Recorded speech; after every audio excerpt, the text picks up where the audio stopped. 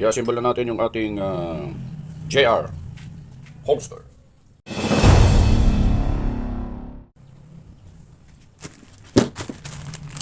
Ang una ay itong quick draw holster. Yan. Paano natin a-assemble? Ito siya, yung tatak niya, pang ano po yan, pang shadow. Okay. So una, luluwagan natin yan, tornilyo na yan. Gamit yung kanyang Allen wrench. And then pag maluwag na, tanggalin na lang. Pwedeng tanggalin na lang para mas madali pasok. Okay, tatandaan nyo lang yung pwesto ng meron siyang tinatawag na ito. Pakita ko lang ha. Ayan. Ito, importante yan. Kung anong pwesto niyan, ganyan lang siya. So ito, para hindi kayo malito, pwede nyo nang ipasok ito dito sa belt. Ayan, nakapasok na siya. Okay, napasok na yung ating holster, and then ayan, ilagay na natin to sa ganun ding posisyon. Ayan, and then hihigpitan. Yun o. Okay, so check mo mabuti kung yung pwesto ng holster ay maayos. Dapat medyo naka-slide ng konti na ganyan para yung muscle ng baril hindi siya nakatutok dun sa paa. So medyo naka-slide siya ng konti.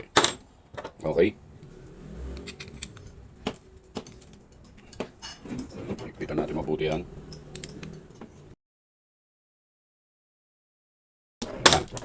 So okay na siya. And then kailangan ito pala ay dapat nakasunod doon sa tamang lugar kung saan meron tayong tinatawag na rules sa paglalagay ng belt. Tuturo ko po sa inyo yan sa mga susunod na video natin, mga Ka-Jazz TV. Okay? So nailagay na natin. Mamaya titesting natin. Susunod, pag nailagay na natin yan, ilalagay na natin yung mag pouch. At ang unang ilalagay natin ay yung may magnet. Ito yung magnet nya.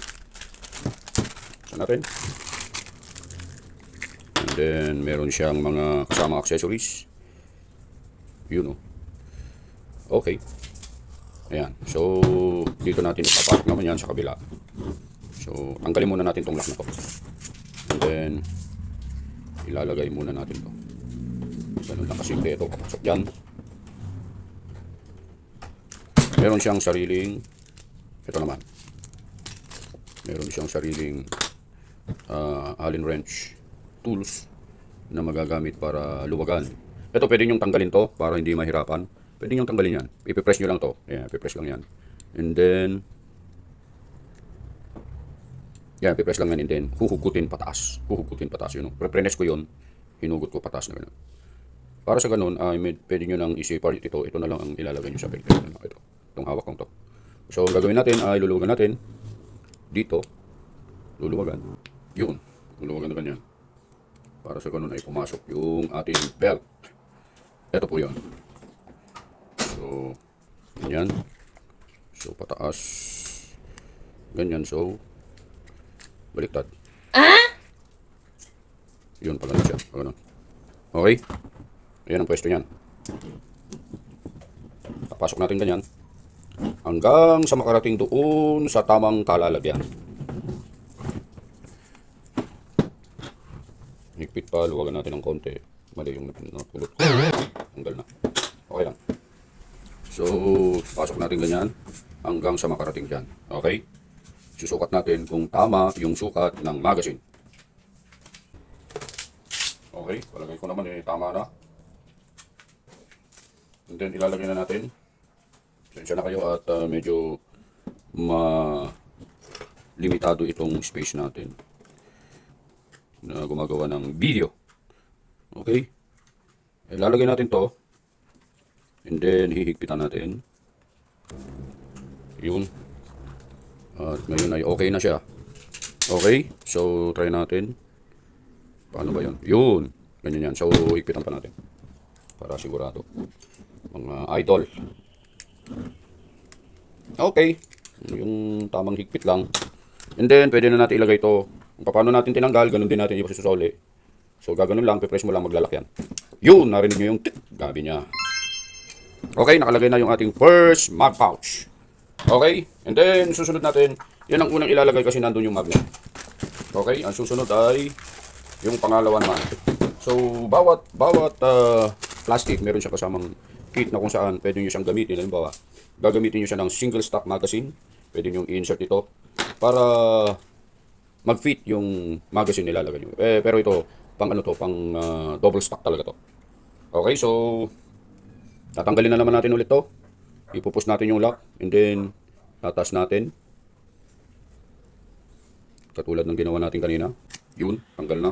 So pag ganun ng pag ganun. Pag binalik mo, pakita ko lang ah. Push mo lang na ganun, yun, maglalak siya. So pag tanggal, ganyan. Yan ah. Tandaan mo lang yung pwesto. Bago mo kalasin, dapat ganyan ang pwesto. Yun. So pag ganyan yan, pag ganyan. So ilalagay natin ang pag ganyan din. Etong second na mag pouch. Luluwagan muna natin yan. Kasi mahirap pumasok pagka hindi niluwagan. At hanggat maaari ay tatanggalin na natin yan. Para sa ganun ay maluwag na maluwag. Pag pinasok natin yung pag ganun yan. So tatandaan lang natin yan. Huwag madi-disalign. And then ilalagay na natin to. Okay? Yun. So paano naman ang tamang pwesto niya? Papakita natin. Tamang pwesto. Ayan. Makikita mong magpipit yan kasi papasok yung kanyang nut. Lalapit natin. And then ilalagay na ito. Yun.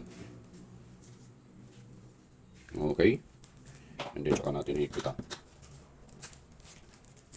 Yung procedure, katulad na ginawa natin sa kabila, ganun din. Higpitan natin. Okay yun. Mapit na. So, titignan muna natin.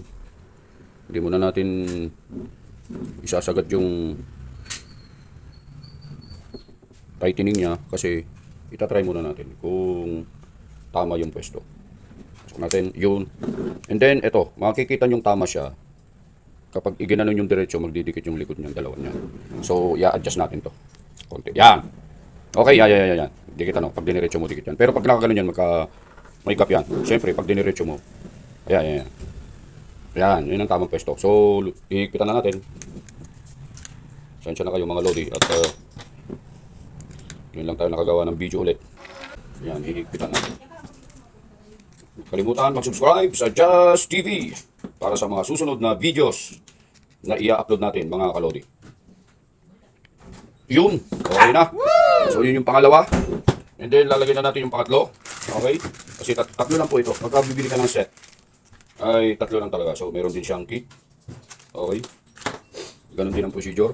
So tatanggalin din natin to. I-press mo yung lock na yun, pataas. At itataas mong ganito. Press lang. Yan o. Ulit. Yun. Ganun lang pagtanggal. So, natanggalin natin to. Luluwagan tulad ng ginawa natin kanina.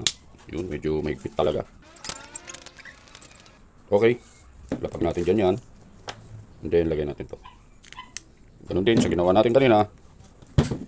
Pasensya na kayo mga lodi talaga. At itong video natin cellphone natin ay nakalagay lang sa ayun. So, titignan mo na yung distansya. Tsaka mo, ayan. Dapat parehas sila ng distansya. Pag diniretso mo ganyan, didikit siya. Yun yung tamang distance ng bawat isa. So, makikita natin ngayon yan pag nilagay na natin to. So, ilalagay na natin to. Okay. And then, hihigpitan natin.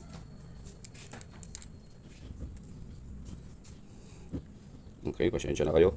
At medyo hindi kasi masyadong maluwag yung space natin sa paggawa ng video. Pagtsagaan nyo po muna. Titignan natin kung sakto siya. So, lalagay natin ganun. Tugs, yun, tumunog. Adjust natin, harap ng konti. Habang hindi pa naigpitan. Ayan, pag diniretso nyo ganyan, didikit yan. Para pare-parehas yung agwat. Kasi hindi naman ganyan. Pag nakalagay sa bewang yan, gaganon yan. Maghihiwalay yan. So, yan ang tamang position. Okay? Yung tayo. Ayan, tignan mo rin tama yung tayo. Ayan. And then, konting abante pa. Konti lang. Yun, oh. Yun. So, okay na yung distansya. Pwede na nating higpitan. Okay? Huwag kalimutan mag-subscribe, mga Lodi. At i-hit yung ating notification bell para sa mga susunod na videos na i-upload natin na tutorial. Paano mag-ayos ng rig, paano mag-align, maglagay ng barrel sa rig. Ituturo natin yan sa mga susunod na videos. So, okay na po. Kompleto na. And then, ilalagay na natin yung lock sa harap. Para sa ganun ay pag inilagay natin, ganyan, hindi siya bibitaw. Ito po kasi yung pinakalock. Sorry. Yan po kasi yung pinakalock niya. Ganyan. Kita nyo yan. Yan, pag pinasok yan, maglalak na yan. Okay? And then, yung inner belt, ito po yun. Ito ang unang nilalagay. Okay? Di ba yung pantalon, shorts na ginagamit sa shooting, meron siyang sinturero ba ang tawag doon? Yung pinapasukan na sinturon, ito po ang ilalagay doon. And then ibabaw ito. Kasi kakapit po yan, yan o. Sobrang kapit po. Okay? So sa mga susunod na videos natin, ipapakita natin sa inyo kung paano naman ang paglalagay ng mga magazine at saka ng baril mismo dito sa ating JR